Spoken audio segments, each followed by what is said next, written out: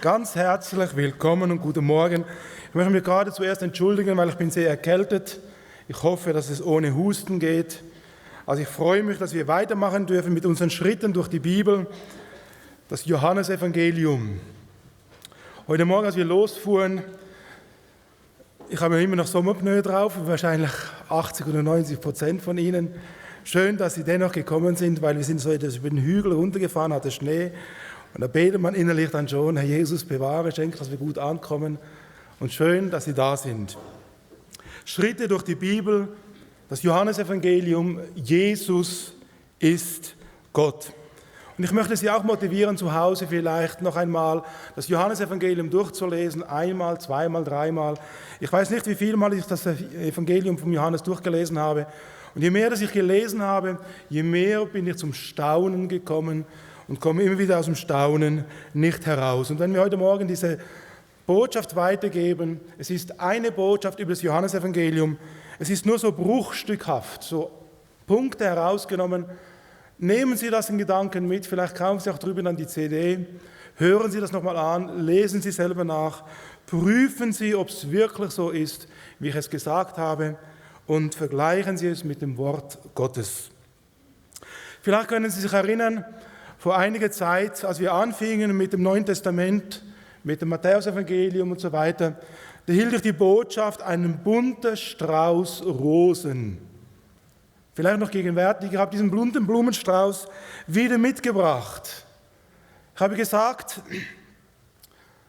die weiße Rose hier, das Weiß, für was steht das, haben wir gesagt?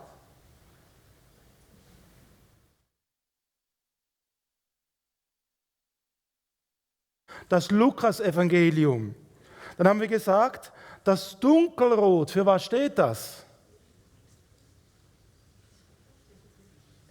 Für das Matthäus-Evangelium, der König. Das Hellrot, für was steht das? Das Markus-Evangelium, der leidende Gottesknecht, der sein Blut gibt. Und jetzt das Blau, für was steht das? Für Johannes, Jesus vom Himmel gekommen, ganz Gott und ganz Mensch. Alles in sich genommen sehen wir in diesem Blumenstrauß, Matthäus, Markus, Lukas und Johannes, sehen wir die Erfüllung der alttestamentlichen Verheißungen, hinweisend auf Jesus, und alles hat sich erfüllt in Jesus Christus. Er kam als König, er war ganz Knecht, der ans Kreuz von Golgatha ging, der sein Herzblut gab. Der vollkommene Mensch, das Weiß, und heute das Blau. Jesus ist Gott. In Kolosser 2, Vers 9, da lesen wir, in ihm wohnt die ganze Fülle der Gottheit leibhaftig. Matthäus, Markus, Lukas und Johannes. Und sie alle zeigen uns Jesus Christus, menschgewordener Gott, geht ans Kreuz von Golgatha, stirbt für uns, um dich und mich mit Gott zu versöhnen. Und heute kommen wir zu Johannes. Johannes das Blau. Und wir wollen miteinander so einzelne Punkte aus dem Johannesevangelium herausnehmen und fragen und schauen, was haben die uns zu sagen? Weil der Johannes möchte uns Jesus, der ewige Gott, näher bringen. Es ist interessant, wenn Sie zu Hause das Johannesevangelium lesen, dann fangen Sie an und es ist interessant, da steht nichts von einer Geburt, nichts von einer Kindheit. Ja, weswegen nicht?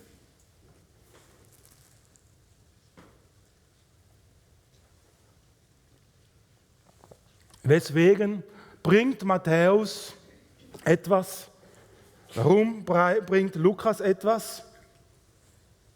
Matthäus zeigt uns den König mit seinem Geschlechtsregister.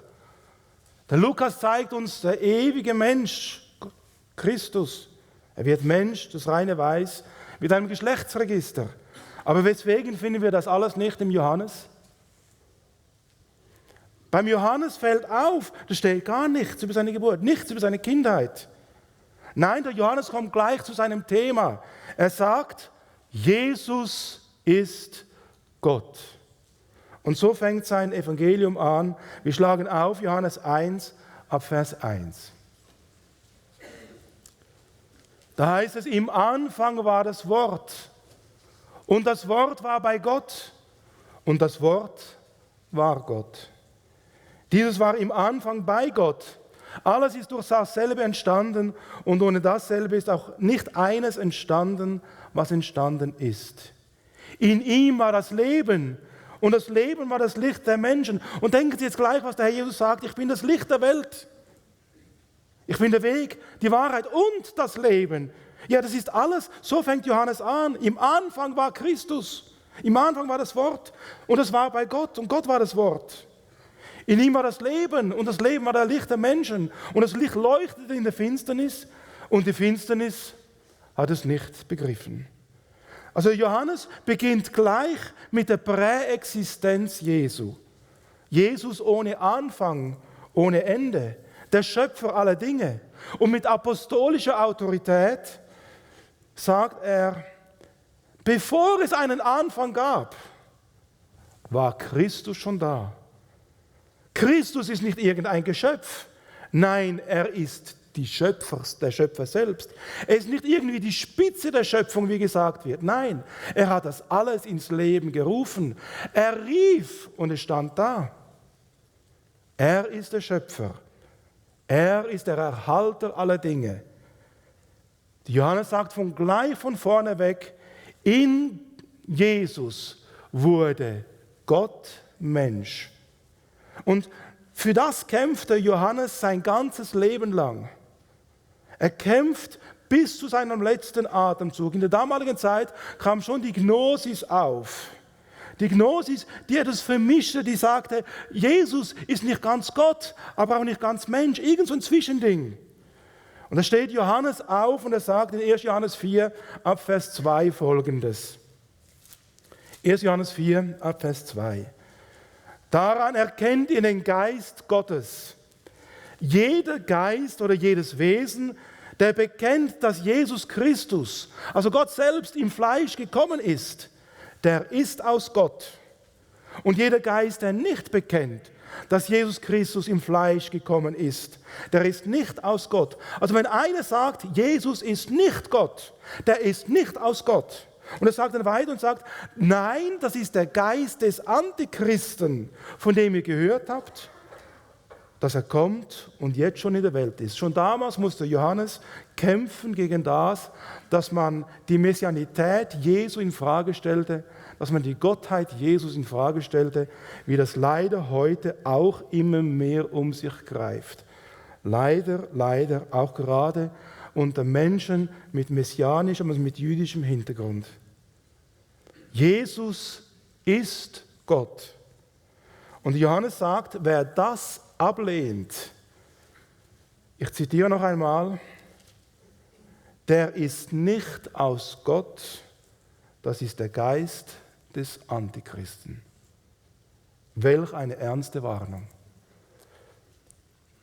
Wir kommen zur Botschaft des Johannes. Wir wollen eben einige Punkte aus dem Johannesevangelium herausnehmen und anschauen. Und ich hoffe einfach, dass ihr am Schluss sagen könnt, wie Johannes selber es sagt,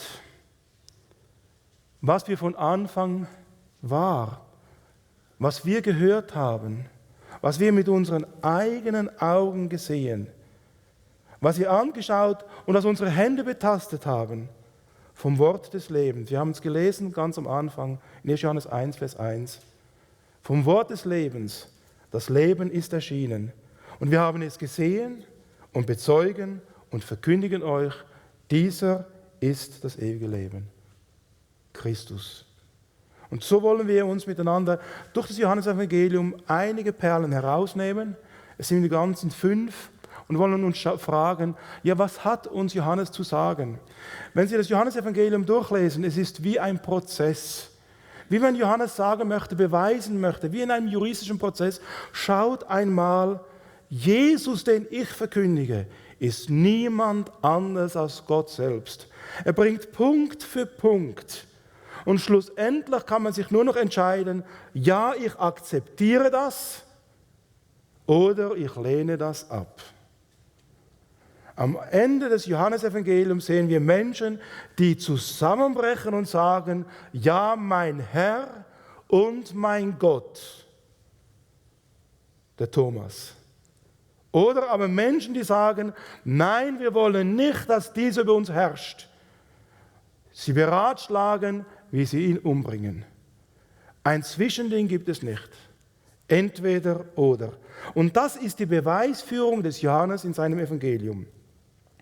Und so wollen wir miteinander 5 Punkte anschauen und fragen, was hat uns Johannes zu sagen.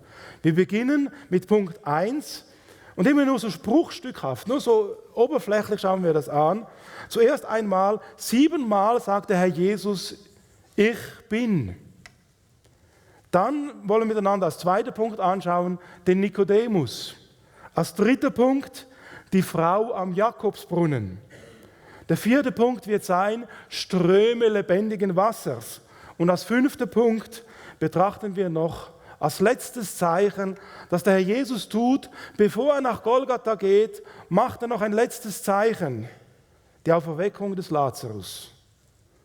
Beginnen wir mit Punkt 1, wo Jesus sagt 7-mal, ich bin. 7-mal sagt der Herr Jesus, ich bin. Es ist interessant, indem Jesus das sagt, ich bin, knüpft Jesus an die direkte Gottesoffenbarung im Alten Testament an. Da steht Gott immer wieder auf und sagt, ich bin, der euch rettet. Ich bin der euch aus Ägypten herausführt. Ich bin.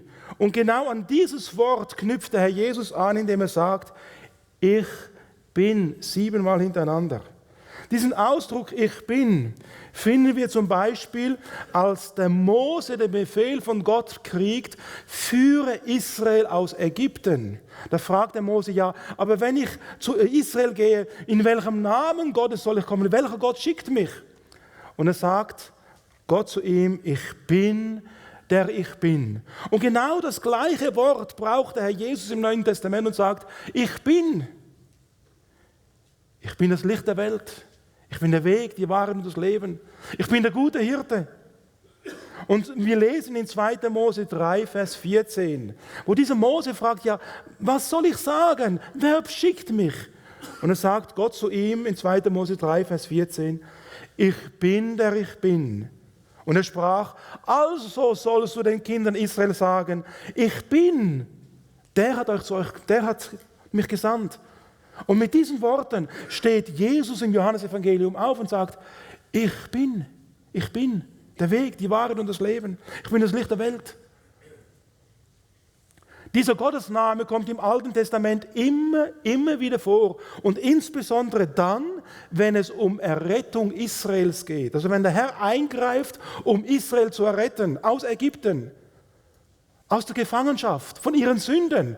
Da steht der Gott des Alten Testaments auf und sagt, ich bin, und zwar mit dem Namen, ich weiß nicht, ob ich es richtig ausspreche, Jahwe.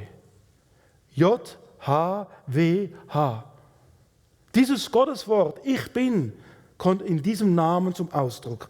Und wir finden das zum Beispiel in Jesaja 43, Vers 10. Jesaja 43, Vers 10. Da sagt der Herr Folgendes, ihr seid meine Zeugen, spricht der Herr, und mein Knecht, den ich erwählt habe, damit ihr erkennt und mir glaubt und einseht, dass ich es bin. Vor mir ist kein Gott gebildet worden, und nach mir wird es keinen geben.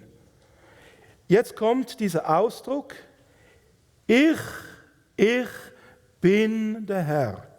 Und genau dieses Wort braucht auch der Herr Jesus 7-mal im Johannesevangelium. 7-mal sagt er, ich bin. Also Jesus vergleicht sich, setzt sich mit Gott des Alten Testamentes gleich. Und dann sagt er, und außer mir gibt es keinen Retter. Ich habe verkündigt, gerettet und von mir hören lassen. Und ich bin nicht fremd unter euch. Und ihr seid meine Zeugen, spricht der Herr, dass ich Gott bin. Ja, von jeher bin ich derselbe. Und niemand kann aus meiner Hand erretten. Ich wirke, wer will es abwenden? Gott sagt also im Alten Testament, ich bin der Gott, der rettet. Ich bin Jahwe. Und 7-mal nimmt der Herr Jesus Bezug auf diesen Gottestitel. Er sagt, ich bin das Brot des Lebens. Ich bin das Licht der Welt. Und immer in Verbindung zum Alten Testament. Ich bin die Türe der Schafe. Ich bin der gute Hirte. Ich bin die Auferstehung und das Leben. Ich bin der Weg, die Wahrheit und das Leben. Ich bin der wahre Weinstock. Und wisst ihr, als an Jesus gekreuzigt wurde, da stand über dem Kreuz genau dieser Gottesname. Jahwe. Ich bin der Gott, der rettet. Der Gott, der rettet des Alten Testaments. Ich bin, der ich bin. Und so lesen wir in Johannes 19 ab Vers 17. Und er trug sein Kreuz und ging hinaus zur sogenannten Schädelstätte. Und auch hier wieder ganz interessant, keiner der anderen Evangelien geht so in die Details und keiner beschreibt das so genau als nur der Johannes. Und er schreibt dann da, und er trug sein Kreuz, dort kreuzigten sie ihn und mit ihm 2 andere zu beiden Seiten, Jesus aber in der Mitte. Pilatus aber schrieb eine Überschrift und heftete sie an das Kreuz, und es stand geschrieben, Jesus der Nazarener, der König der Juden. Die anderen Evangelien erwähnen das noch auch. Aber dann heißt es, diese Überschrift nun lasen viele Juden, denn der Ort, wo Jesus gekreuzigt wurde, war nah bei der Stadt und es war in hebräischer, griechischer und lateinischer Sprache geschrieben. Und jetzt kommt das, was die anderen auslassen, aber Johannes schreibt, da sprachen die obersten Priester der Juden zu Pilatus, schreibe nicht der König der Juden, sondern dass jener gesagt hat, ich bin der König der Juden. Pilatus antwortete, was ich geschrieben habe, das habe ich geschrieben. Ja, weswegen wollten sie nicht, dass es so steht? Weil in Hebräisch hieß diese Überschrift über dem Kreuz, ich kann leider kein Hebräisch, aber ich hoffe, dass ich es richtig artikuliere, Yeshua ha-Nozri v'melech ha-Yehudim. Und die Anfangsbuchstaben zusammengesetzt gibt den Gottesnamen Jahwe. Ich bin der Gott, der euch rettet. So stand es über dem Kreuz.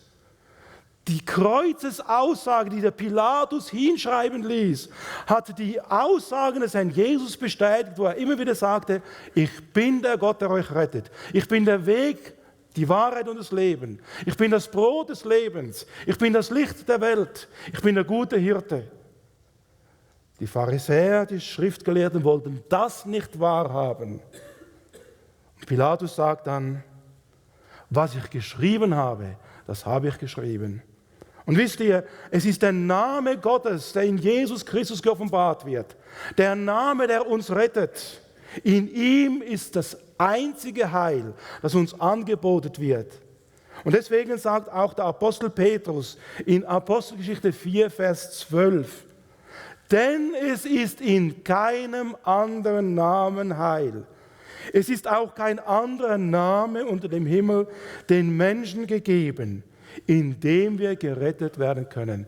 Nur in Jesus Christus allein. Nur der ewige Gott kann ein ewiges Heil erschaffen. Kommen wir zum zweiten Aspekt. Kommen wir miteinander zu Nikodemus.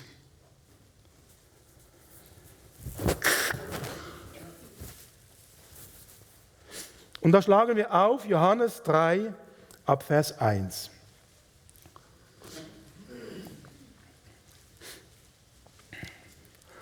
Und dort heißt es, es war ein Mensch unter den Pharisäern namens Nikodemus, ein Oberster der Juden, also einer der Vorrangigen, einer, der die Bibel kannte, ein Rabbi. Der kam bei Nacht zu Jesus und sprach zu ihm, Rabbi, wir wissen, dass du ein Lehrer bist, der von Gott gekommen ist. Denn niemand kann diese Zeichen tun, die du tust, es sei denn, Gott ist mit ihm. Ich glaube, der Nikodemus, ihn plagten Fragen, ja, wer ist dieser Jesus? Wer ist dieser Jesus wirklich? Jesus, wer bist du? Nikodemus hat erkannt, Jesus ist ein großer Lehrer. Er hat erkannt, Jesus musste etwas Spezielles sein. Jesus, wer bist du? Und dann fängt der Herr Jesus mit ihm ein Gespräch an. Er redet über die Wiedergeburt. Nikodemus hat das alles nicht verstanden. Und dann sagt der Herr Jesus zu ihm folgenden Satz. In Johannes 3, Vers 14. Und da muss es irgendwie dem Nikodemus mitten durchs Herz gegangen sein. Da sagt der Herr Jesus zum Nikodemus, wie Mose in der Wüste die Schlange erhöhte, so muss der Sohn des Menschen erhöht werden, damit jeder, der an ihn glaubt, nicht verloren geht, sondern ewiges Leben hat. Also das heißt, hier sagt der Herr Jesus etwas und er bezieht sich auf sich selbst. Er sagt, der Sohn des Menschen, und wisst ihr, der Sohn des Menschen, das ist ein Gottestitel. Der Sohn des Menschen ist ein Gottestitel. Der Herr Jesus sagt, der Sohn des Menschen, also ich, sagt der Herr Jesus, ich muss erhöht werden. So wie Mose die Schlange erhöhte, so muss der Sohn des Menschen, der Gottestitel muss erhöht werden, Gott selbst. Für Nikodemus, das müssen böhmische Wälder gewesen sein. Ja, wie ist das im Zusammenhang, wie ist das zu verstehen? Der Sohn des Menschen, den lernen wir kennen im Alten Testament. Und für Nikodemus muss es ganz klar gewesen sein, wo Jesus sagt, der Sohn des Menschen muss erhöht werden. Ja, Jesus bezieht das auf sich selbst. Und Nikodemus wusste, was es heißt in Daniel Kapitel 13. Da wird von dem Sohn des Menschen gesprochen. Wir lesen, wir schlagen auf. Wie muss es im Kopf, im Hirn, im Herzen vom Nikodemus gearbeitet haben? Da heißt es nämlich, und siehe, es kam einer mit den Wolken des Himmels, gleich einem Sohn des Menschen. Und auf das nimmt Jesus Bezug. Es ist ein Gottestitel. Und er gelangte bis zu dem Höchsten und er wurde vor ihn gebracht. Und dann heißt es, und ihm, das heißt dem Sohn des Menschen, wurden Herrschaft, Ehre und Königtum verliehen. Da muss der Nikodemus fragen, ja, bist du Gott? Bist du der, dem Herrschaft, Ehre und Königtum zusteht? Jesus nimmt das für sich in Anspruch.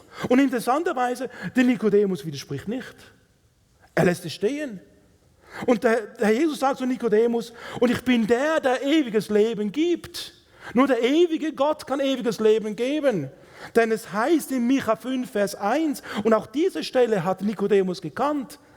Können Sie sich erinnern, im Lukas-Evangelium, wo die Weisen kommen, sie kommen zu Herodes und fragen, wir wollen den neugeborenen König der Juden anbeten. Herodes erschrickt, er lässt die Weisen kommen. Er lässt die Pharisäer und Schriftgelehrten kommen. Und die sagen ihm, in Micha 5, Vers 1 steht, wo dieser neugeborene König ist. Und so lesen wir, und auch der Nikodemus muss das gewusst haben. Da heißt es in Micha 5, Vers 1, und du, Bethlehem, aus dir soll mir der hervorkommen, der Herrscher über Israel werden soll, dessen Hervorgehen von Anfang an war. Von den Tagen der Ewigkeit her ist er gewesen. Und auf das nimmt Jesus hier Bezug. Ich bin der Ewige und ich kann dir Ewigkeit geben. Also Jesus beansprucht vor dem Nikodemus, der ewige Gott zu sein, das ewige Leben geben zu können und derjenige zu sein, dem Herrschaft, Ehre und Königtum zusteht. Was tut Nikodemus? Er akzeptiert diesen Anspruch, auch wenn er ihn noch nicht in der ganzen Tiefe begreift. Es muss in seinem Kopf gearbeitet haben. Ja, was heißt es? Der Menschensohn muss erhöht werden. Er, der Ewige, der ewiges Leben gibt, muss erhöht werden, wie Mose die Schlange in der Wüste erhöhte. Wie ist das zu verstehen? Und doch war dann der Nikodemus der unterm Kreuz stand und half, den Herrn Jesus vom Kreuz herunterzuholen. Nikodemus wurde ein Jünger des Herrn Jesus, weil er Ja sagte zu dem Anspruch Jesu, ich bin der ewige Gott. Kommen wir zum dritten Punkt. Jesus und die Frau am Jakobsbrunnen. Auch hier wieder einige Gedanken, einige Textstellen. Wir schlagen auf Johannes 4 ab Vers 6.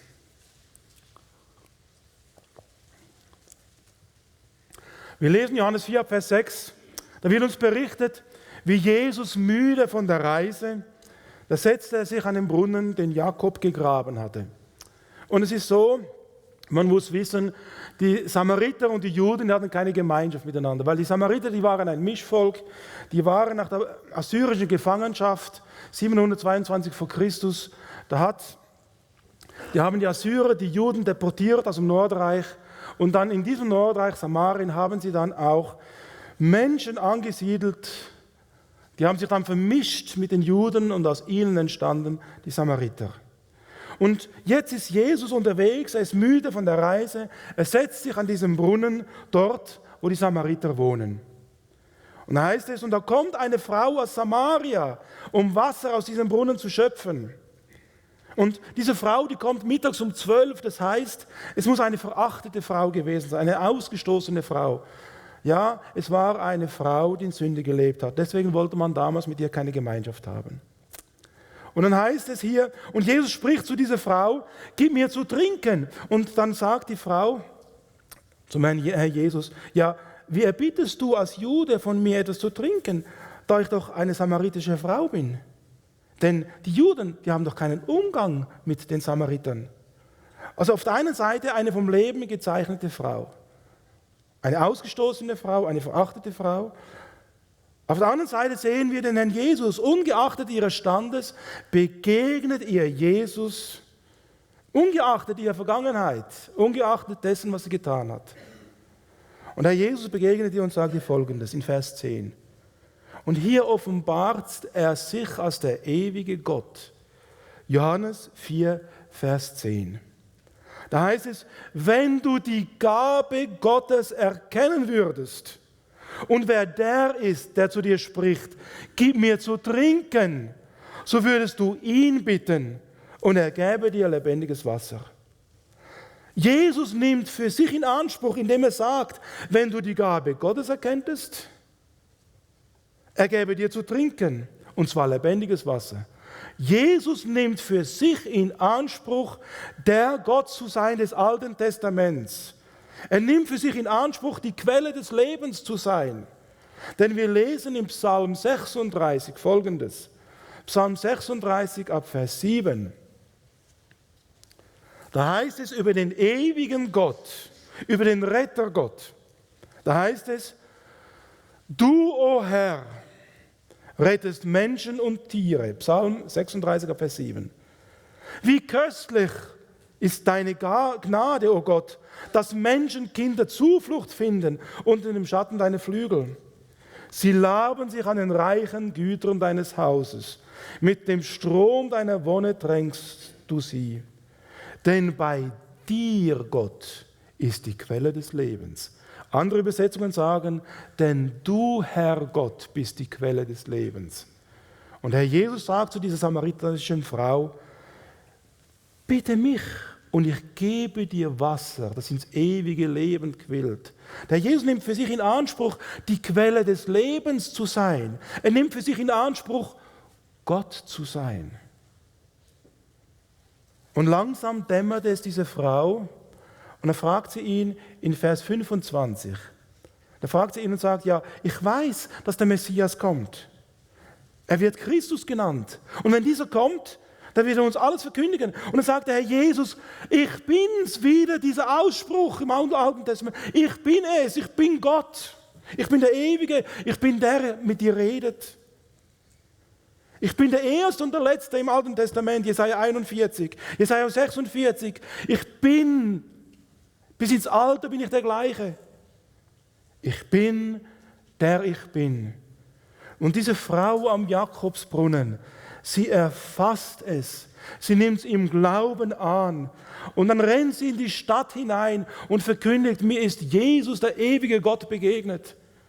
Und dann heißt es in Johannes 4, Vers 42b, wie dann die Volksmenge hinauskommt und dem Herrn Jesus zuhört und schlussendlich bekennt, wir haben nun selbst gehört und erkannt, dass dieser der wahrhaftige Retter der Welt, dass dieser Christus ist. Was machst du mit Jesus? Kommen wir zum 4. Punkt, zu den Strömen lebendigen Wassers. Wenn Sie mit uns nach Israel fahren, dann besuchen wir meistens auch den Hiskia-Tunnel. Also viele von Ihnen sind schon drin gewesen, in diesem Hiskia-Tunnel in Jerusalem. Da sind die Ausgrabungen der Stadt Davids am Hang gelegen. Gehen wir die Treppen runter und dann kommt man in diesen Hiskia-Tunnel, gegraben vom König Hiskia vor ungefähr 3000 Jahren. Und dieser Hiskia-Tunnel fasst die Quelle, die Gihon-Quelle, und leitet das Wasser dieser Quelle, die auch im trockensten Sommer nie versiegt, fasst sie dieses Wasser und leitet es in Jerusalem hinein, unterirdisch durch einen Tunnel von 533 Meter Länge. Ich muss nichts Falsches sagen. 533 Meter Länge, unterirdisch, und es ist so wie eine S-Form. Ganz interessant, von beiden Seiten wurde dieser Tunnel gegraben, hat sich dann irgendwo in der Mitte getroffen, mit nur ganz wenig Zentimeter Differenz. Durch diesen Tunnel gehen wir, durch dieses Tunnelwasser gehen wir, und dann kommen wir dann heraus beim Teich Siloa. In diesen Teich floss das Wasser damals hinein und wurde aufbewahrt und wurde benötigt als Trinkwasser für Jerusalem, wurde benötigt auch für Wasser, für den Tempeldienst und so weiter und so fort. Und nun gehen wir miteinander in Gedanken, gehen wir 30 nach Christus. Wir machen einen Gedankensprung und wir gehen miteinander nach Jerusalem. Es ist Herbst, ähnlich wie jetzt. Klar, es hat nicht geschneit. Herbst, die Zeit des Laubhüttenfestes. Und dieses Fest wird gefeiert in Israel und auch heute noch von den Juden in der ganzen Welt zur Erinnerung Gottes, wie Gott sein Volk Israel aus Ägypten geführt hat, dann die Zeit in der Wüste, wie Gott sie getragen hat, wie sie bewahrt hat, wie er sie mit den Gütern gefüllt hat und so weiter. Und dieses Fest, Laubhüttenfest, wird gerade in Jerusalem gefeiert, 30 nach Christus. Im Tempel oben, da herrscht Hochbetrieb, die Gassen sind voller Menschen. Und an diesem Fest, es dauert 7 Tage, jeden Tag einer der Priester im Morgengrauen, geht er hinunter vom Tempel zum Teich Siloa. Und er nimmt von diesem Wasser in einem goldenen Krug und in einer Prozession geht er wieder hoch zum Tempel. Und dann geht er zum Brandopferaltar und dort auf diesem Brandopferaltar, da stehen 2 Schalen aus Silber. In den einen gießt er Wasser aus diesem Siloa-Teich und aus dem anderen gießt er Wein. Sie fließen über, sie vermischen sich. Es ist ein Bild auf den Hinweisen auf den kommenden Messias. Der Messias wird kommen und wenn er kommt, dann wird er erst einmal Segen bringen und auch Heilung. Der Messias wird kommen. Und so jeden Morgen geht dieser Priester, jeden Morgen während dieses Laubhüttenfestes und holt Wasser, er bringt es hoch zum Altar, er lässt es ausgießen, hinweisen, der Messias, er kommt, er wird kommen.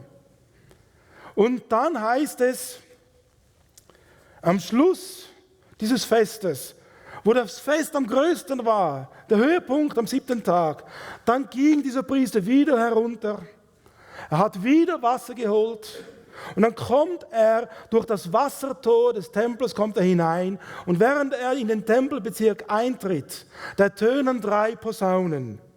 Und gleichzeitig rezitiert das ganze Volk, rezitiert aus dem Alten Testament und sagt, Jesaja 12, Vers 3, und ihr werdet mit Freuden Wasser trinken, Wasser schöpfen aus den Quellen des Heils. Das rezitiert das ganze Volk, während der Priester hineinkommt durch dieses Wassertor. Und dann läuft er 7-mal um den ganzen Altar herum. Und während er 7-mal mit diesem Wasser aus dem Siloa-Teich um diesen Altar läuft, da singt der große Tempelchor, singt die Psalmen 113 bis 118. Und dann gießt er dieses Wasser aus. Und während dieses Wasser ausgegossen wird, da steht plötzlich Jesus auf und er ruft. Und Jesus hat eine laute Stimme. 15.000 Menschen haben ihn gehört am See Genezareth. Da sagt Jesus in Johannes 7, Vers 37, wenn jemand dürstet, der komme zu mir und trinke. Wer an mich glaubt, wie die Schrift sagt, aus seinem Leibe werden Ströme lebendigen Wassers fließen.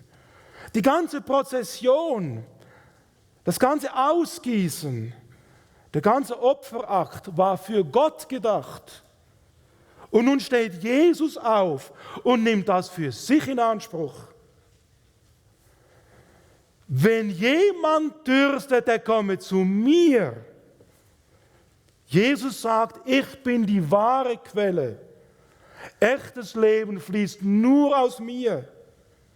Und deswegen heißt es auch in Jesaja 55, Vers 1, wohlan ihr Durstigen, kommet zu mir. Und ihr kein Geld habt, kommt her, kauft und esst. Nicht viele haben es damals verstanden. Verstehst du es? Wenn Jesus vor dir steht und sagt, ich bin der ewige Gott, ich bin das ewige Leben, ich bin Gott in Menschgestalt, Mensch geworden, um dich zu erlösen, um dir den Weg wieder zu bereiten, zurück ins Vaterhaus. Damals begriffen es nur wenige, aber du, begreifst du es? Kommen wir noch zum letzten Punkt, zu Lazarus.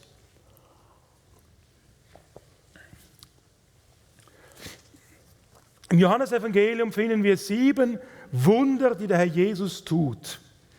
Wir finden das Wunder der Wandlung des Wassers ins Wein. Wir finden das Wunder der Heilung eines Sohnes des königlichen Beamten. Wir finden die Heilung eines Lahmen am Teich Bethesda. Wir finden das Wunder der Speisung der 5000. Wir finden auch das Wunder, wie Jesus über den See geht und den Sturm stillt. Die Heilung des Blindgeborenen. Und als letztes, 7. Wunder, es ist die Auferweckung des Lazarus. Wie in einem Prozess. Immer mehr zeigt Johannes auf, Jesus ist Gott. Jesus ist Gott. Er ist der Herr über die Elemente. Er ist der Herr über die Natur. Er gebietet, es steht da.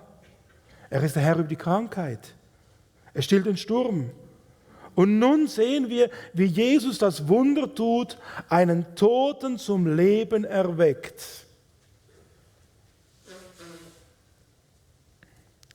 Wenn wir das Wunder der Totenauferweckung des Lazarus begreifen wollen, müssen wir ganz wenig auch den Blick tun ins Kapitel 10. Im Kapitel 10 des Johannesevangeliums, was steht da? Da bezeichnet sich der Herr Jesus selber als der gute Hirte. Ich bin der gute Hirte. Meine Schafe hören meine Stimme.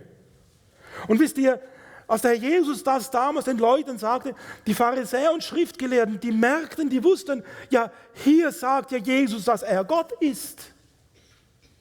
Denn wer ist der gute Hirte Israels? Im Alten Testament lesen wir in Jesaja 40, ab Vers 10, wo Gott sagt, siehe Gott der Herr, er kommt mit Macht. Und sein Arm wird herrschen für ihn. Siehe, sein Lohn ist mit ihm. Und was er sich erworben hat, geht vor ihm her. Und dann sagt er, der Herr, der lebendige Gott, er wird seine Herde weiden wie ein Hirte. Die Lämmer wird er in seinen Arm nehmen und im Bausche seines Gewandes tragen. Die Mutterschafe wird er sorgsam führen. Im Alten Testament wird Gott selbst als der gute Hirte bezeichnet. Und im Neuen Testament, im Johannesevangelium, tritt Jesus auf und er sagt, ich bin der gute Hirte. Die Juden, die verstanden den Anspruch Jesu klar und deutlich. Und so umringen sie Jesus, die Pharisäer und Schriftgelehrten, und fragen ihn, ja, in Johannes 10, 24, da heißt es, da umringten die Juden ihn und sprachen zu ihm, wie lange hältst du unsere Seele im Zweifel? Bist du der Christus? Bist du wirklich Gott? So sage es uns frei heraus. Und sagt Jesus in Vers 25, ich habe es euch gesagt, aber ihr glaubt es ja nicht. Und dann sagt er, die Werke, die ich getan habe, die tue ich im Namen meines Vaters. Diese geben doch Zeugnis von mir, aber ihr glaubt nicht. Und dann sagen die Juden, ja, nicht um der Werke willen, die du getan hast, wollen wir dich steinigen, in Vers 33 von Johannes 10. Nicht um der Werke willen, die du getan hast, wollen wir dich steinigen, sondern wegen der Gotteslästerung, weil du ein Mensch bist und vorgibst, Gott zu sein. Die Pharisäer haben den Anspruch Jesus ganz klar festgehalten. Jesus, du sagst, du bist Gott. Deswegen wollen wir dich steinigen. Und als sie das gesagt haben, da macht Jesus noch ein einziges Wunder. Noch das letzte Wunder vor Golgatha. Wir lesen miteinander nun Johannes 11 ab Vers 1.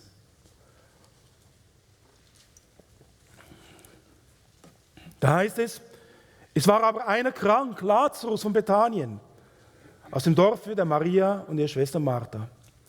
Und da heißt es da, ich lese auch wieder ausdrucksweise, einfach aus der Zeitgründen.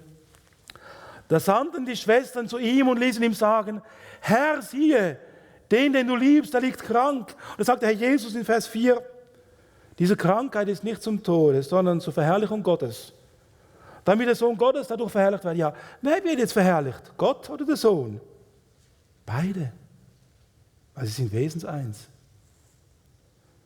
Und dann heißt es in Vers 17, als nun Jesus hinkam, fand er ihn schon 4 Tage im Grabe liegen. Das heißt, Lazarus erstarb.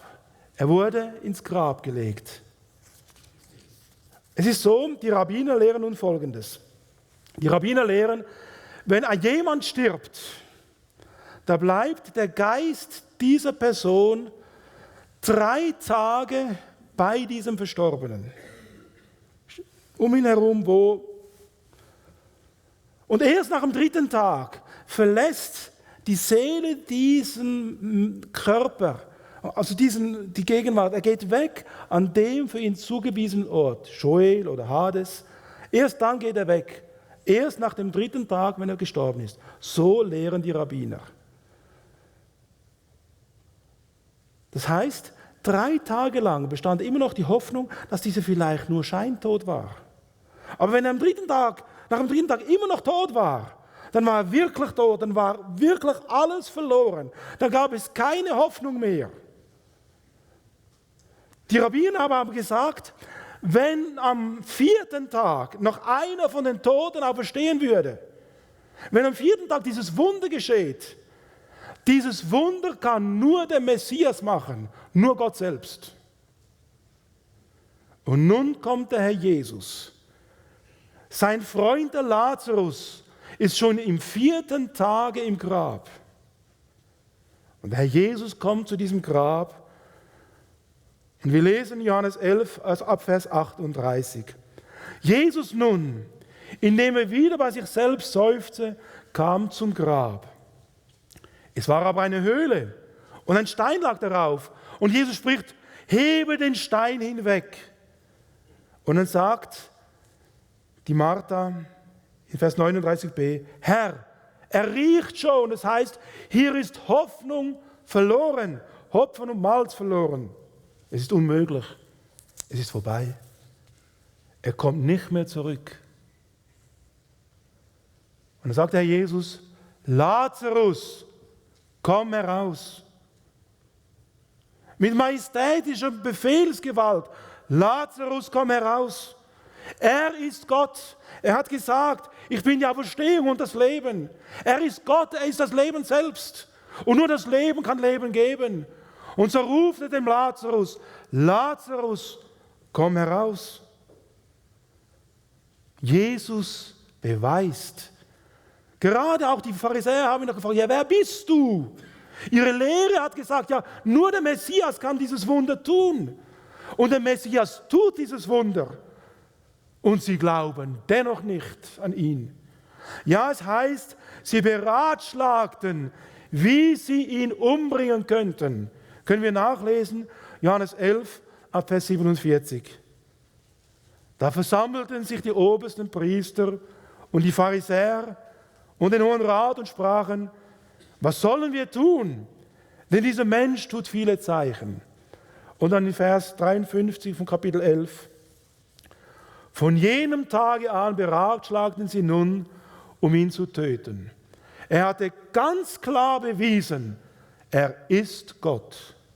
Er ist die Erfüllung, er ist der ganze Blumenstrauß des lebendigen Gottes. Aber sie wollten ihn nicht haben. Jetzt stellt sich die Frage, und willst du diesen Jesus haben? Jesus sagt, ich bin die Auferstehung, ich bin das Leben. Am Schluss des Johannesevangeliums, da sehen wir einen Mensch voller Zweifel. Er war von seinem Naturell her, war er eher ein Grübler, ein Frager. Die Jünger waren dem auferstandenen Jesus begegnet. Und sie kommen zum Thomas und sagen, wir haben den Auferstandenen gesehen. Und dann sagt der Thomas Folgendes, Johannes 20, ab Vers 25, wenn ich nicht an seinen Händen die Nägelmale sehe und meine Finger in die Nägelmale lege und meine Hand in seine Seite lege, so werde ich niemals glauben, so sagte Thomas. Und dann heißt es in Vers 26, und nach 8 Tagen waren seine Jünger wiederum drinnen und Thomas war bei ihnen. Da kommt Jesus, als die Türen verschlossen waren, tritt in ihre Mitte und spricht, Friede sei mit euch. Dann spricht er zu Thomas, reiche deinen Finger und sieh meine Hände und reiche deine Hand her und lege sie in meine Seite und sei nicht ungläubig, sondern gläubig. Und da sagte Thomas folgende Worte. Und Thomas antwortete und sprach, mein Herr und mein Gott, mein Kyrios ist Herr und mein Theos ist Gott. Das sind 2 unterschiedliche Ausdrücke im Griechisch. Der Thomas, er bricht zusammen und sagt, du bist mein Herr, mein Gebieter, mein Chef, aber du bist gleichzeitig auch mein Gott. Um ihn herum standen alles Juden. Sie glaubten und sie haben diesen Anspruch Gottes akzeptiert. Akzeptierst auch du, dass Jesus nicht nur dein Herr ist, sondern auch dein Gott? Amen. Lass uns stille werden und beten. Herr Jesus, wir wollen unsere Knie vor dir beugen, denn du bist Gott. Wir wollen dich anbeten, denn dir gebührt alle Ehre. Du, der du ewig warst und ewig sein wirst, so wie es auch heißt, Jesus Christus gestern, heute und derselbe in alle Ewigkeiten, der kein Anfang hat und kein Ende. Und vor ihm dürfen wir unsere Knie beugen, vor dir selbst. Wir beten dich an, Herr Jesus, und wir geben dir die Ehre. Amen.